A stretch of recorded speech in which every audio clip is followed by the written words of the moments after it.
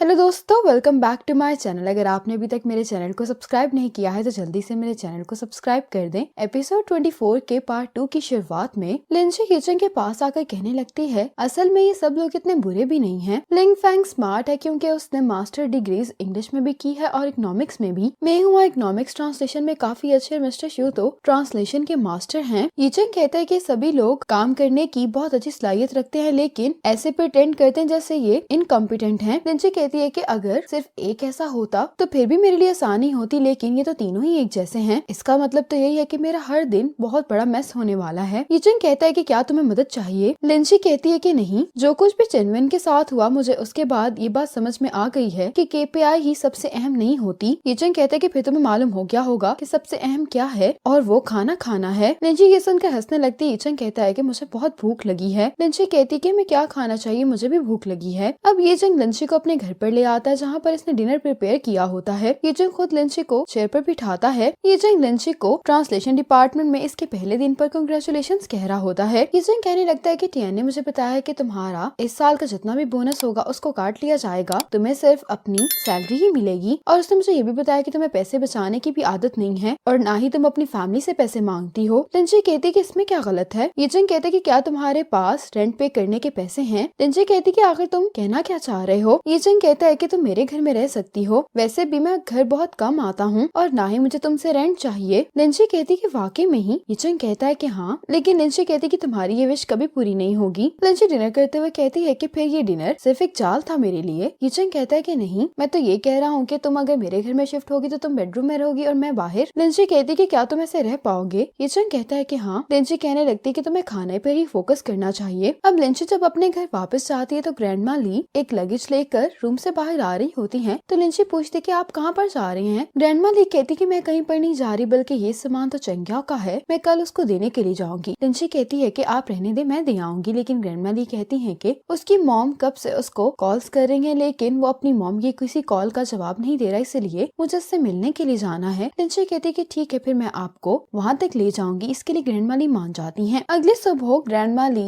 लिंची के साथ चंग्याओ से मिलने के लिए आ जाती है। ग्रैंडमा ली चंग्याओ से कहती है कि तुम कब तक तोंगशिन के घर पर रहोगे? ना तो वो तुम्हारे रिश्तेदार और ना ही पुरानी दोस्त, उसे इस तरह से परेशान करना अच्छी बात नहीं है। चंग्याओ कहते कि मैं यहाँ पर रहने का रेंट पे करता हूँ। ग्रैंडमा ली कहती कि तोंगशिन की डिवोर्स हुई और उसका एक बेटा भी है। फ्यूचर में उसका कोई रिलेशनशिप जब स्टार्ट होगा तो तुम्हारा यहाँ पर रहना ठीक नहीं लगेगा। अगर वो तुम्हारे साथ अच्छे से बर्ताव करे और उसने तुम्हें कुछ नहीं कहा तो इसका ये मतलब नहीं है कि तुम बिला वजह उसको परेशान करो। तुम्हें भी अपनी जगह का पता होना चाहिए। चंग्याओ कहता है कि तोंगशिन का कोई भी बॉयफ्रेंड नहीं है। ग्रैंडमा ली कहती है कि अगर उसका कोई बॉयफ्रेंड होगा भी तो वो तुम्हें क्यों बताएगी? चंग्याओ कहता है कि आप मेरी बात पर यकीन करें, उसका वाकई में कोई बॉयफ्रेंड नहीं है। ग्रैंडमा ली कहती है कि ठीक है। ग्रैंडमा ली कहती है कि अगर तुम वाकई में ही वापस नहीं आना चाहते तो फिर इनमें से कोई भी घर पसंद कर लो, ये सभी घर मेरे घर से काफी करीब हैं। अब चंग्याओ अपने फोन पर देखते हुए ग्रैंडमा ली से कहता है कि आपको तो रीडिंग सैलून जाना है, आपको देर हो रही है। ये सुनते ही ग्रैंडमा ली कहती है कि हाँ, तुम ठीक कह रहे हो, मुझे तो देर हो रही है। लिंची कहती है कि ग्रैंडमा ली मैं आपको वहाँ पर ले जाती हूँ। और जाते हुए ग्रैंडमा ली चंग्याओ से कहती है कि तुम इनके बारे में सोच लेना। इसके बाद तोंगशिन जब घर पर वापस आती है तो ये चंग्याओ के रूम पर नॉक करके कहती है कि मैं तुम्हारे लिए ब्रेकफास्ट लाई हूँ। अब जब तोंगशिन सोफा पर आकर बैठती है तो ये टेबल पर हाउस रेंट के एडवर्टीजमेंट्स को देखती है और ये देखकर तोंगशिन को अच्छा नहीं लगता। अब वांग चियांग काम करते हुए चंग्याओ से कहने लगता है कि ये जगह पहले कितनी अच्छी लगा करती थी जब हम लोग सब यहाँ पर बैठकर काम किया करते थे। मुझे तो लिंची की बहुत ज्यादा याद आ रही है।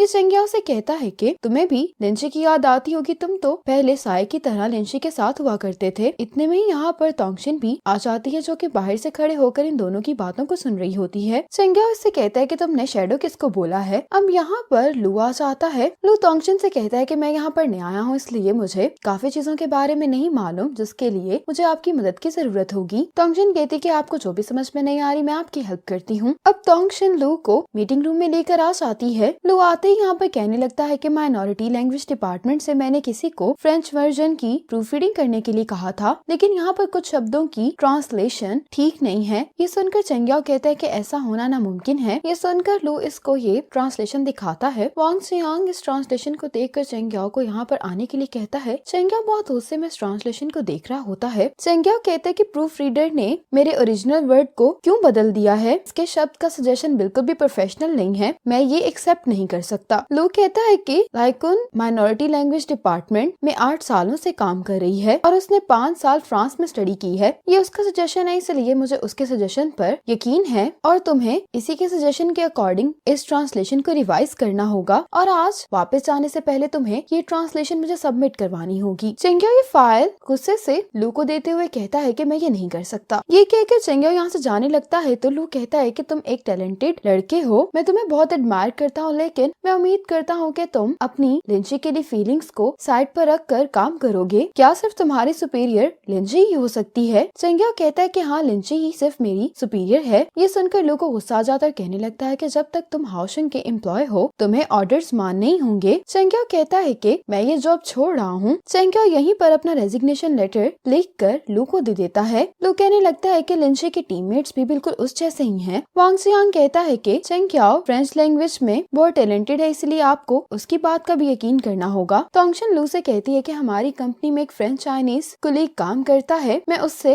कहती हूँ कि वो इस ट्रांसलेशन को देखकर बताए कि कौन से शब्द ज्यादा सूटेबल हैं। लू इसके लिए मान जाता है। तोंगशन जब लू को बाहर छोड़कर आती है तो ये वापस आकर चेंग्यो से कहती है कि अगर लिंची को मालूम हुआ कि तुमने इस तरह से अपनी जॉब छोड़ी है तो वो तुम पर बहुत ज्यादा गुस्सा होगी। वांग जियांग कहता है कि तोंगशन बिल्कुल ठीक कह रही है। तोंगशन वांग जियांग से ऑडियो फाइल लेने के बाद यहाँ से चली जाती है। वांग जियांग चेंग्यो से कहता है कि तोंगशन ने भी हमारी मदद की है और ये चेंग्यो से कहता है कि तुम प्लीज जॉब मत छोड़ो वरना मैं यहाँ पर बिल्कुल अकेला रह जाऊंगा। जब तोंगशन और चेंग्यो वापस जा रहे होते हैं तो तोंगशन चेंग्यो से कहती है कि तुम्हें इस तरह के इंसान को मजीद गुस्सा नहीं चढ़ाना चाहिए। तो चेंग्यो कहते हैं कि मुझे इस बात की कोई परवाह नहीं है। तोंगशन कहती है कि मैं जानती हूँ कि तुम्हें हाओशंग की जॉब की परवाह नहीं है, लेकिन अगर तुम ऐसा ही करते रहे तो ये तुम्हारे फ्यूचर के लिए बुरा होगा। अब लू तुम्हारे बारे में पूरी इंडस्ट्री में ये बात फैला देगा और ये इंडस्ट्री भी छोटी सी है। तो चेंग्यो कहते हैं कि इसकी नौबत नहीं आएगी क्योंकि लिंची बहुत जल्द वापस आ जाएगी। तोंगशन कहती है कि क्या तुम उस पर इतना भरोसा करते हो? चेंग्यो कहता है कि हाँ, क्योंकि वो बहुत काबिल है। अब रात में तोंगशन के घर प्रॉपर्टी मैनेजर आया होता है जो कि तोंगशन से रेंट के बारे में बात कर रहा होता है। तोंगशन चेंग्यो से पूछती है कि क्या तुम यहाँ से मूव हो रहे हो? साथ ही पीटर कहने लगता है कि तुम ये घर छोड़कर मत जाओ, अगर तुम चले गए तो फिर मेरे साथ गेम्स कौन खेलेगा? तोंगशन गुस्से में दिखाई दे रही होती है। ये कहने लगती है कि चेंग्यो अब ठीक हो गया, इसीलिए अब से वो अपने घर में जाकर रहेगा। पीटर कहने लगता है कि पापा भी चले गए हैं और अब तुम भी चले जाओगे, अब पीटर के साथ खेलने वाला कोई नहीं बचेगा। चेंग्यो कहता है कि अगर तुम खेलना चाहते हो, ये अभी बात कर ही रहा होता है कि तोंगशन कहती है कि पीटर तुम इस तरह से नहीं कर सकते। ये सब सुनकर चेंग्यो को भी गुस्सा आता है, ये अपने रूम में चला जाता है। रूम में आने के बाद चेंग्यो अपने एक फ्रेंड को कॉल करके कहता है कि मुझे घर रेंट पर लेना है, इसलिए मुझे पैसे चाहिए। इसका दोस्त उसको पैसे देने के लिए तैयार हो जाता है। अगले दिन ऑफिस में टियान आकर बताने लगता है कि वांग जियांग और चेंग्यो तुम दोनों यूई के ही प्रोजेक्ट पर काम करोगे और ये तेंचाशो से कहता है कि तुम डिपार्टमेंट में रुकोगी और यहाँ पर रहकर काम को देखोगी। टियान इन सबको बताता है कि दोपहर में मैं नैनजिंग जाऊंगा फ्यूचर कॉर्पोरेशन के बारे में बात करने के लिए। तेंचाशो कहती है कि मैंने सुना है कि